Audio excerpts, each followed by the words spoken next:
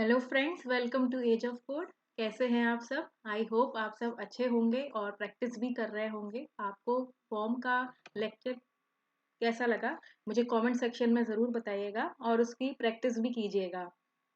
तो आज मैं लेके आई हूँ आपके लिए कुछ अदर टैग जो एचटीएमएल में इम्पॉर्टेंट होते हैं, काफ़ी काम आते हैं। जब भी आप एक वेब पेज बनाते हो तो उसमें काफ़ी ज़्यादा आपके काम आएंगे। तो चलिए देखते हैं कि आज हम क्या पढ़ने वाले हैं। सबसे पहले हम आई फ्रेम टैग को देखेंगे। आई फ्रेम टैग स्पेसिफाई करता है इनलाइन फ्रेम को। ये जब हम एक वेब पेज पर कोई दूसरा वेब पेज शो कराना चाहते हैं तब यूज़ होता है।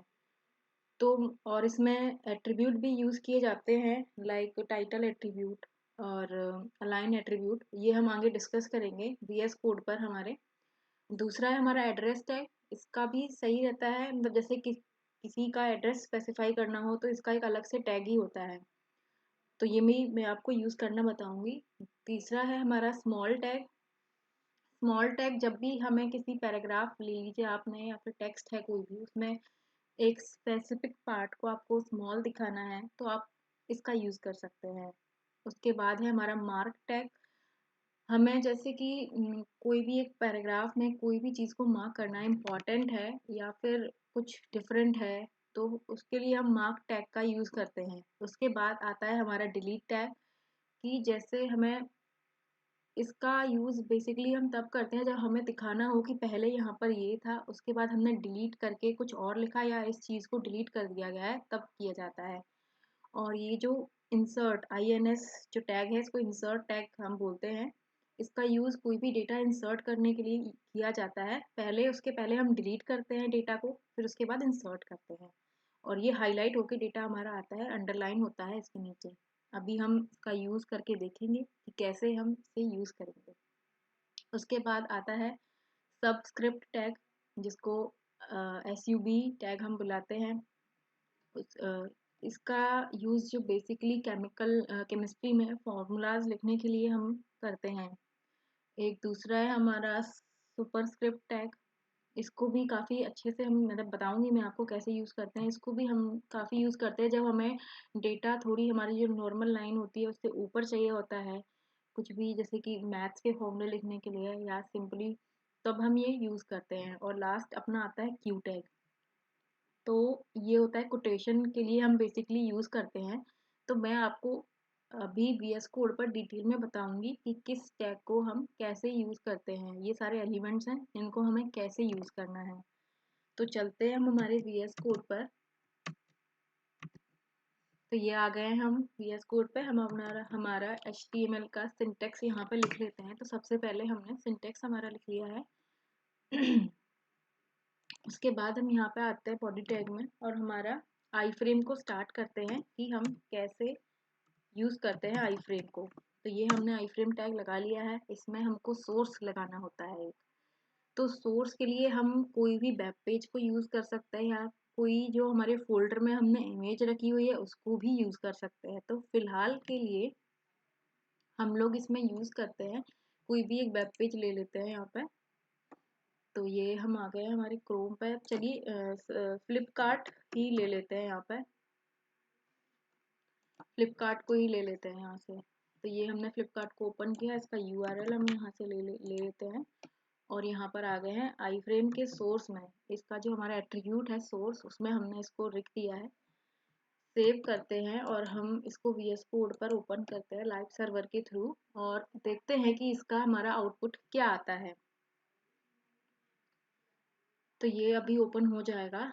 तो आप देख पा रहे होंगे कि ये हमारा फ्लिपकार्ट इतनी सी जगह में आ गया है यहाँ पर आई फ्रेम के थ्रू।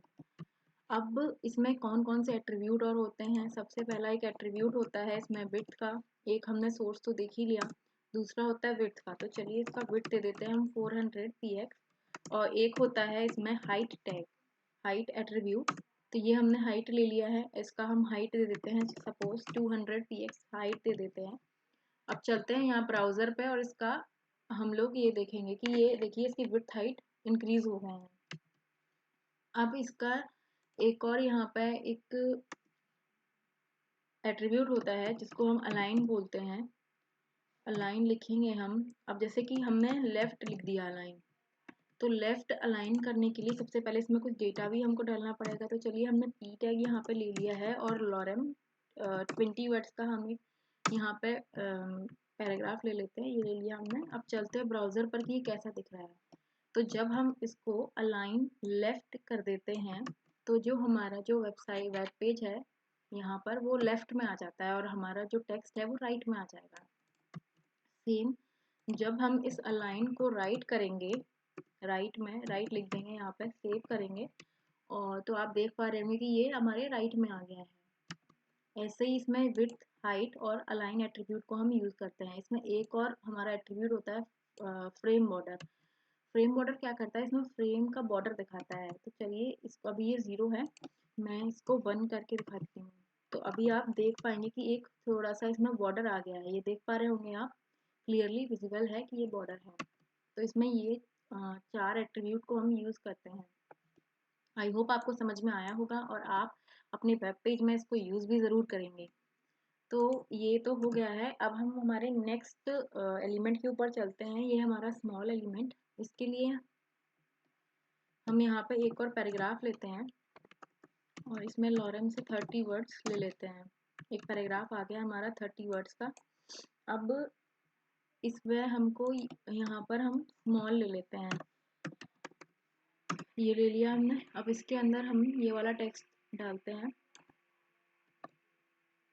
पेस्ट कर दिया हमने, सेव करते हैं, ब्राउज़र पर चलते हैं। तो आपको दिख पा रहा होगा कि ये टेक्स्ट जो है वो स्मॉल दिख रहा है। तो इसलिए हम स्मॉल टैग का यूज़ करते हैं। यूज़फुल है काफ़ी, आपको जैसे भी यूज़ करना हो आप इसको कर सकते हैं। वेबसाइट, वेब पेज में, पैराग्राफ में, जब भी आपको लगाना हो तो आप लगा सकते हैं। इसके बाद हमारा आता है मार्क टैग। ये टैग मार्क, तो ये एलिमेंट काफ़ी इम्पोर्टेंट है। ये पूरे पैराग्राफ में अगर हम यहाँ पे कुछ भी इम्पोर्टेंट को मार्क करना चाहते हैं तो हम यहाँ पे उसको ले सकते हैं। तो ये लिया हमने हमारा मार्क टैग, ये आ गया है। अब यहाँ पे लिख देते हैं हम टेक्स्ट, खुद ही से यहाँ पे लिख देते हैं दिस इज मार्क्ड। सेव करते हैं और ब्राउज़र पर चलते हैं तो आपको दिख रहा होगा कि ये मार्क हो गया। ये पूरा सेक्शन, मतलब जितने भी वर्ड्स हमने इस एलिमेंट के अंदर लिखे हैं तो वो हाईलाइट हो गए हैं। तो ये काफ़ी इंपॉर्टेंट है। आपको पैराग्राफ लिखना है वेबसाइट में और कोई इंपॉर्टेंट इंफॉर्मेशन को हाईलाइट करना है तो आप मार्क टैग के थ्रू कर सकते हैं यहाँ पर। ठीक है, अब आती है हमारी डिलीट की बारी कि हम डिलीट को कैसे यूज़ करते हैं। डिलीट टैग काफ़ी इंपॉर्टेंट होता है। आपको जब भी वेब पेज पर ये दिखाना हो कि पहले ये था, यहाँ पे कोई करेक्शन करना हो सपोज, और आपको करेक्शन भी दिखाना हो कि पहले इसमें ये फॉल्ट था, हमने इसको करेक्ट करके ये किया, तो तब हम डिलीट का यूज़ करते हैं। तो यहाँ पे हम ले लेते हैं डिलीट का टैग। ये आ गया डिलीट का टैग। अब अभी मान लो कि यहाँ पे हमने कोई नंबर्स डाल देते हैं 1200, सेव कर दिया, ब्राउज़र पर चलते हैं तो आपको दिख रहा होगा कि ये यहाँ पर ऐसा आ रहा है। तो चलो थोड़ी क्लियरिटी के लिए, फ़िलहाल के लिए मैं यहाँ पे अलाइन वाली प्रॉपर्टी हटा देती हूँ कि जिससे आपको अच्छे से यहाँ पे समझ में आएगा। अब देख रहे होंगे कि आप ये नीचे आ गया। अब ये यहाँ पे हमने 1200 पर एक नंबर पर हमने डिलीट का टैग लगा दिया तो ये यहाँ पर कट गया है कि वहाँ पर दिख रहा है साफ साफ कि इसको डिलीट किया गया है यहाँ से। अभी एक डिलीट के बाद जैसे हमें कोई नया डेटा इंसर्ट करना होता है तो या तो सिंपली हम कर सकते हैं कि इसके साइड में हमने कोई और नंबर दे दिया कि 1200 डिलीट करके हमें 600 करना था या 800 करना था। तो ये करने ये भी कर सकते हैं। और एक जो इंसर्ट टैग होता है INS, उसको भी यूज़ कर सकते हैं। तो चलिए हम इसके प्लेस पर 800 लिख देते हैं। अभी ये देखिए, आप देख पा रहे होंगे कि 1200 तो कट गया है हमारा और 800 हाईलाइट होके आ रहा है कि अब ये वाली वैल्यू है, ये वाली वैल्यू डिलीट हो गई है और ये वाली वैल्यू हमारे पास है। तो ये वाला हो गया। अब इसके बाद हम चलते हैं सबस्क्रिप्ट टैग पर हमारे। तो हम यहाँ पे एक ले लेते हैं पैराग्राफ पी ले लेते हैं। तो यहाँ पे लिख देते हैं दिस इज सबस्क्रिप्ट।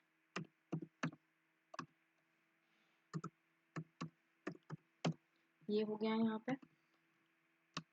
तो ये आ गया हमारा पैराग्राफ। अब सबस्क्रिप्ट टैग को हम यहाँ पे लगाते हैं। तो यहाँ पे सपोज कि हमको ये जो हमारा सबस्क्रिप्ट टैग होता है वो क्या करता है कि जो हमारी नॉर्मल लाइन होती है टेक्स्ट को उसके नीचे लेके आता है। तो सपोज हमें केमिस्ट्री का वाटर लिखना है हमको, तो H2O लिखेंगे, तो यहाँ पे हमने लिखा H, सॉरी कैपिटल H आएगा, H लगा लिया। अब यहाँ पे लिखेंगे सब, हमारा जो वो आएगा टैग, सब टैग, ये आ गया। अब यहाँ पे 2 लिखेंगे, उसके बाद यहाँ पे O लिख देंगे, सेव करते हैं।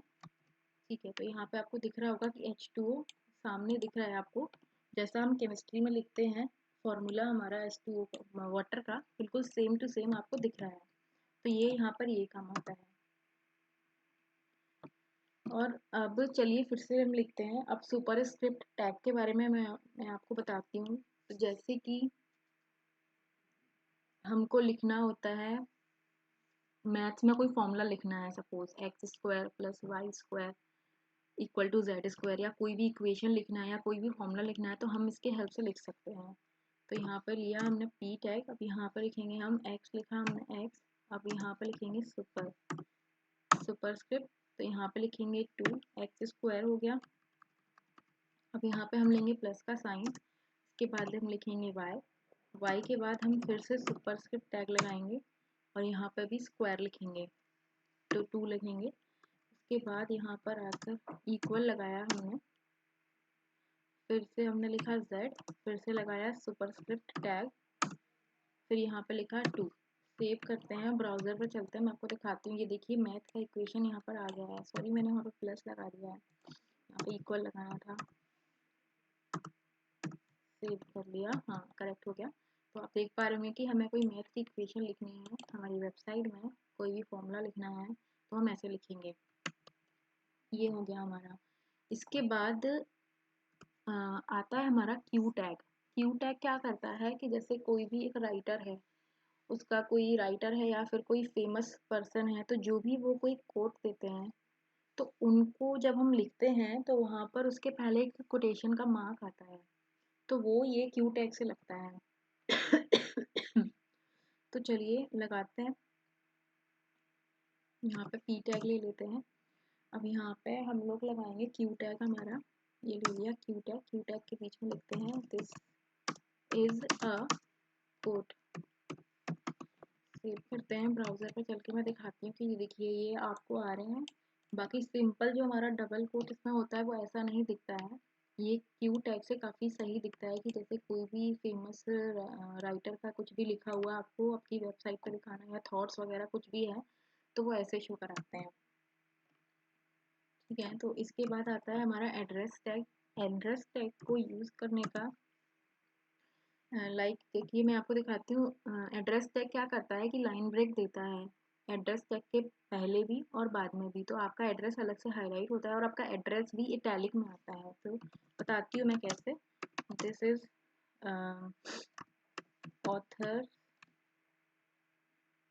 ऑथर्स एड्रेस, ये लिख दिया। अभी हम यहाँ पे एड्रेस टैग को लगाएंगे, ये लगा लिया, सॉरी टैग नहीं आया यहाँ पे, ऐसे लिख लेते हैं, ये आ गया, एड्रेस टैग आ गया। अब यहाँ पे हम उसका एड्रेस लिखेंगे, तो चलिए एड्रेस में लिखते हैं हम लोग चांदनी चौक, दिल्ली। अब यहाँ पे हम देते हैं एक BR टैग, यहाँ पे दे देते हैं इंडिया, सेव करते हैं, ब्राउज़र पर चलते हैं। तो आपको दिख रहा होगा कि यहाँ पर जो हमने एड्रेस लिखा हुआ है तो वहाँ पे एक लाइन ब्रेक मिल गया है इनको। तो ये हमारा जब भी किसी का एड्रेस हमें स्पेसिफाई करना हो तो यहाँ पे हम एड्रेस टैग के थ्रू कर सकते हैं, क्योंकि वहाँ पे स्पेस आ रहा है, लाइन ब्रेक आ रहा है, एड्रेस अलग से ही दिख रहा है और ये लाइन ब्रेक हमने एक्स्ट्रा लगाया है इसमें। तो आप आई होप आप लोगों को ये सारे टैग समझ में आए होंगे। आप लोग प्रैक्टिस करते रहिएगा और मुझे अगर आपको कोई भी आपने प्रीवियस वीडियोस में कुछ भी प्रैक्टिस की हो, आपको कोई भी डाउट हो तो मुझे कमेंट सेक्शन में ज़रूर बताइएगा। तो हम आते रहेंगे ऐसे ही नए नए वीडियोस लेके, जो भी बचा हुआ है उसको लेके। कोई भी आपको प्रॉब्लम हो, कोई भी डाउट हो तो आप कमेंट सेक्शन में हमसे पूछ सकते हैं। अगर आपको वीडियो अच्छा लगते हो हमारे तो लाइक ज़रूर कीजिएगा और सब्सक्राइब ज़रूर कीजिएगा। Thank you so much.